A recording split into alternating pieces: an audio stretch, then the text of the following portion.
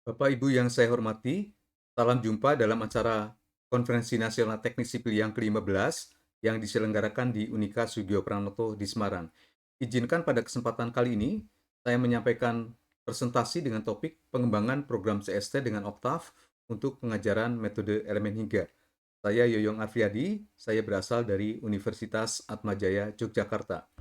Bapak Ibu sekalian, seperti kita ketahui, metode elemen hingga merupakan metode yang sangat efektif untuk memodelkan dan menganalisis struktur yang kompleks.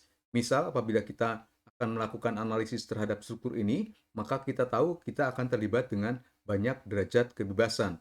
Untuk itu, maka kita memerlukan komputer. Nah, dalam dunia modern saat ini, merupakan hal yang tidak biasa apabila kita melakukan analisis struktur yang kompleks hanya dengan menggunakan kalkulator misalnya. Saat ini sangat mudah melakukan analisis struktur dengan ribuan derajat kebebasan dan hasilnya dapat kita peroleh dalam hitungan menit. Dan tentu kebanyakan dari kita sangat menyukai hal ini. Bapak Ibu sekalian, seperti kita ketahui, untuk melakukan analisis struktur saat ini terdapat banyak program komersial yang dapat digunakan seperti misalnya ETABS, Abacus, ANSYS, SAP, dan yang lain-lainnya. Program-program ini dapat dianggap sebagai black box, di mana kita juga mengenal istilah GIGO atau garbage in, garbage out, di mana apabila input kita salah, maka outputnya juga pasti salah. Untuk itu, maka program-program seperti ini tentu akan membahayakan apabila digunakan oleh user yang tidak begitu tahu permasalahannya. Nah, tentu interpretasi juga menjadi sulit bagi user yang pengetahuannya minimum terhadap permasalahan yang sedang dianalisis.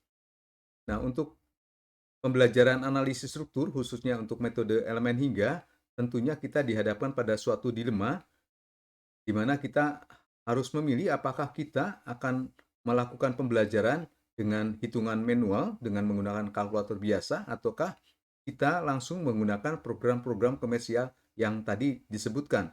Tentu hal ini adalah pilihan yang cukup sulit. Nah, menurut pendapat saya, tentunya harus ada suatu jembatan, yaitu bahwa langkah-langkah hitungan harus ditentukan oleh pengguna, jadi bukan merupakan black box, tetapi analisis digunakan oleh komputer.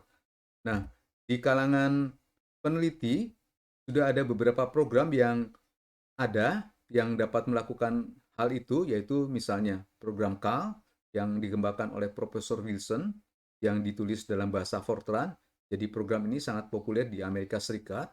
Kemudian program AIT yang dikembangkan oleh Tim dan Profesor Woksak dengan bahasa Fortran juga. Jadi ini dikembangkan di AIT. Nah, masalahnya bahasa Fortran walaupun kita tahu bahwa itu sangat powerful tetapi strict dalam format sehingga itu akan menyulitkan pengguna. Nah, saat ini bahasa MATLAB sangat populer digunakan karena mudah dipakai dan juga sangat powerful untuk melakukan analisis numerik, operasi matriks dan sebagainya. Tapi masalahnya saya kira ini ada hambatan terutama apabila digunakan untuk mahasiswa karena tentu tidak semua mahasiswa mempunyai lisensi terhadap MATLAB tersebut. Nah, saat ini ada program lain, salah satunya adalah Octave. Dan ini sangat mirip dengan MATLAB sehingga mudah digunakan dan program Octave ini bebas diunduh oleh siapapun. Nah, di Universitas Atmajaya Yogyakarta, kami mengembangkan program-program Realin 2D dan Realin 3D untuk analisis frame 2 dimensi dan 3 dimensi dengan MATLAB dan Octave. Dan ini program-program ini sudah memperhitungkan juga deformasi geser dan daerah kaku ujung batang. Nah, apabila kita melakukan analisis dengan Octave atau menjalankan Octave pada saat pertama kali, maka kita akan ditampilkan window seperti ini. Jadi ini bisa dilakukan untuk melakukan operasi matriks dan analisis numerik yang lain. Tetapi dalam hal ini kita sebetulnya ingin mengembangkan fungsi-fungsi dalam Octave dan itu mudah dilakukan dengan keyword function. Jadi kita membuka file, kemudian keywordnya function, kemudian ini misalnya adalah outputnya A untuk menghitung area dari suatu empat persegi panjang, nama fungsinya misalnya area 1 dan inputnya adalah B dan H. Dan simpan file ini dalam Octave dengan nama area 1 juga. Nah, dengan membuat fungsi ini maka kita sekarang mempunyai program yang dapat digunakan untuk menghitung luas suatu empat persegi panjang. Nah, dengan cara yang sama kita bisa menggunakan fungsi-fungsi itu untuk melakukan analisis struktur dengan metode elemen hingga.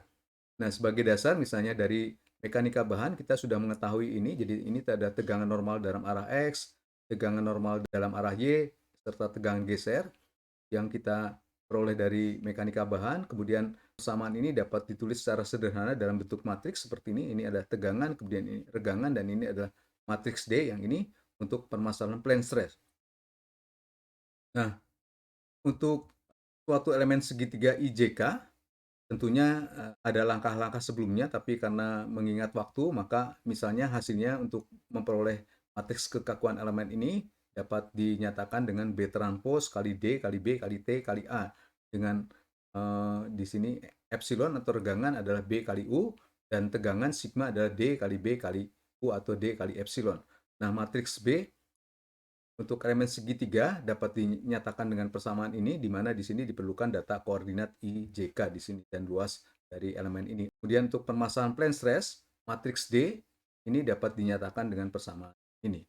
Tentu dengan diperolehnya matriks kekakuan elemen, kita harus merakit matriks kekakuan elemen ini ke dalam matriks kekakuan struktur, karena dalam satu struktur terdapat banyak elemen.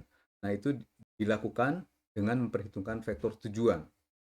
Bapak Ibu sekalian, ini adalah beberapa subprogram yang sudah dikembangkan.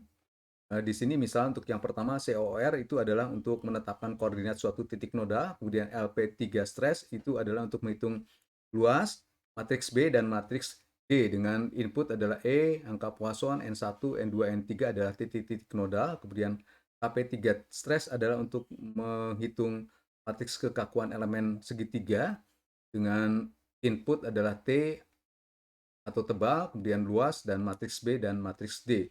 Kemudian ASSG adalah untuk merakit matriks kekakuan elemen menjadi matriks kekakuan struktur.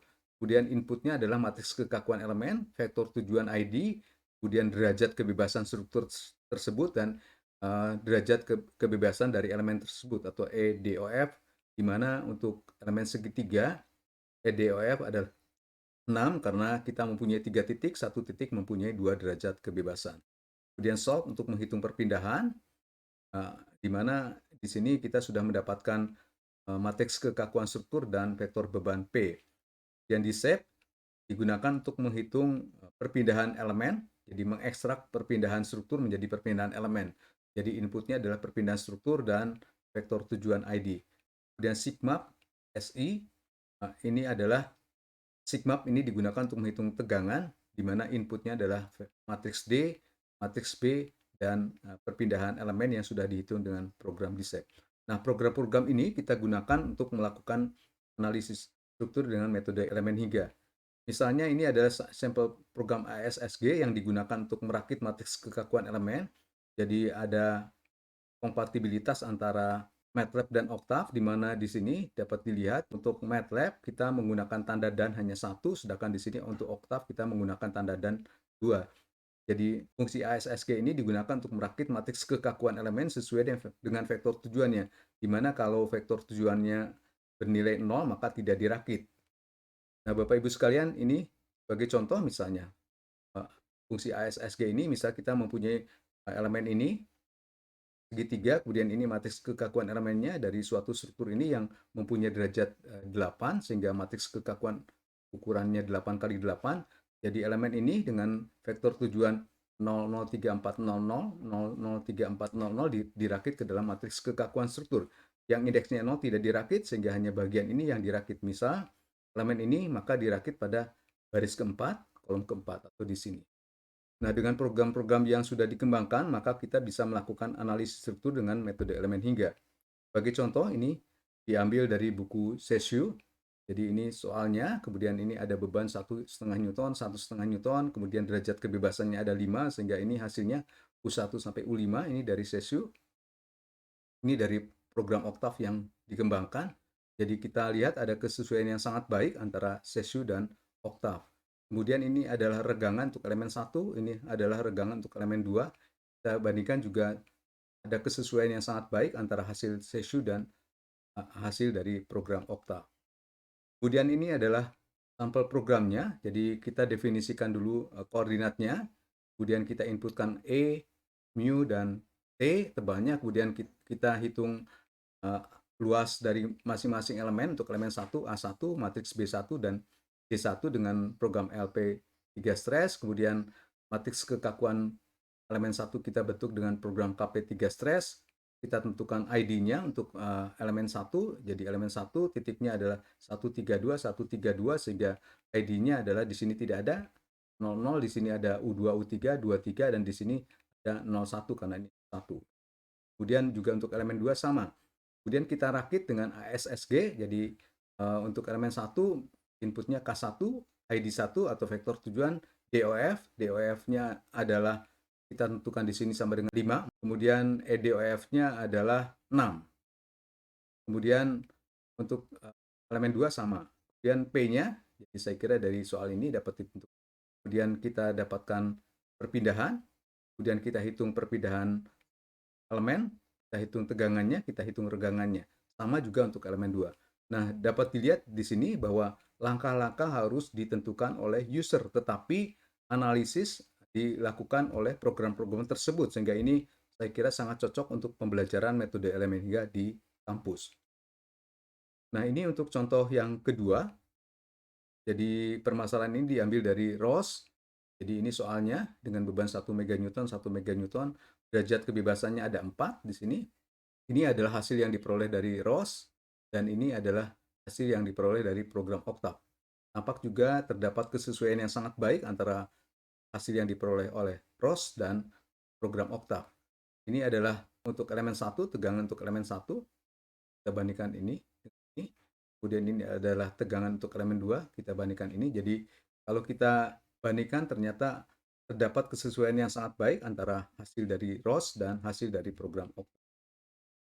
Sama seperti tadi, ini adalah sampel programnya, jadi kita definisikan koordinatnya, kita inputkan datanya, kemudian kita hitung A, B, dan D, kita tentukan matriks kekakuan elemen, kita tentukan ID-nya, untuk elemen 1 sama untuk elemen 2, derajat kebebasannya kita tentukan, kemudian kita rakit, kemudian kita tentukan P, kita hitung U, atau perpindahan, kita hitung perpindahan elemen, tegangan, dan regangan. Nah, saya kira dapat dilihat di sini. Jadi langkah-langkah harus ditentukan oleh user, tetapi kemudian operasi matriks dan hitungan yang lain dilakukan oleh program. Nah, Bapak Ibu sekalian, itu yang dapat saya sampaikan. Jadi sebagai kesimpulan, analisis dengan metode elemen hingga melibatkan banyak derajat kebebasan, sehingga tentu kita membutuhkan komputer dan analisis secara manual tidak menguntungkan. Diperlukan program untuk membantu dalam analisis.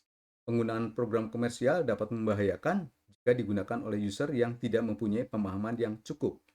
Untuk pengajaran di kelas, perlu cara sendiri agar hitungan manual dapat diminimalisir, tetapi langkah-langkah analisis ditentukan oleh pengguna. Program yang dikembangkan dalam Octave dapat membantu mahasiswa untuk memahami langkah dalam metode elemen hingga. Hasil program menunjukkan kesesuaian yang sangat baik antara hasil dari literatur dan dari program yang dikembangkan. Itu yang dapat saya sampaikan untuk kali ini. Terima kasih atas perhatian Bapak Ibu semuanya.